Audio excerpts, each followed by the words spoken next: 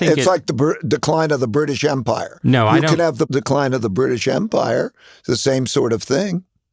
No, I don't think it's a good outcome. I'm interested in it because in the case of Japan, it's sort of a sustainable stagnation rather than crisis and collapse. But I think where I would agree with you is that there, for various reasons that are beyond the scope of this conversation, Japanese society seems more likely to accept a depreciation in living standards than American society.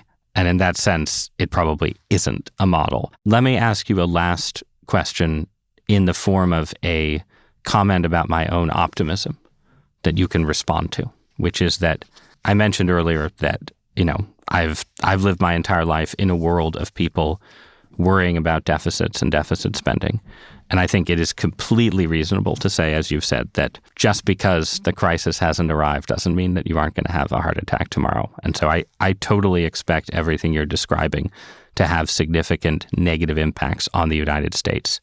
At the same time, I do think it's a weird moment where the U.S.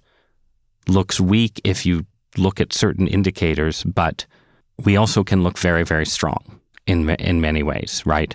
Just if you look at the last 10 or 15 years, our GDP growth has substantially outpaced Western Europe, Canada, peer economies, right?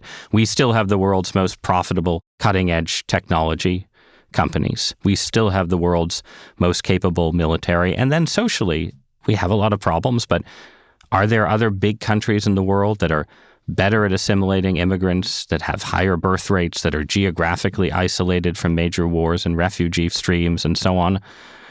I'm not sure there is a better bet. So I guess if I'm looking forward 50 years, right, isn't America still, in the context of the whole world order, a place to have a certain kind of confidence in?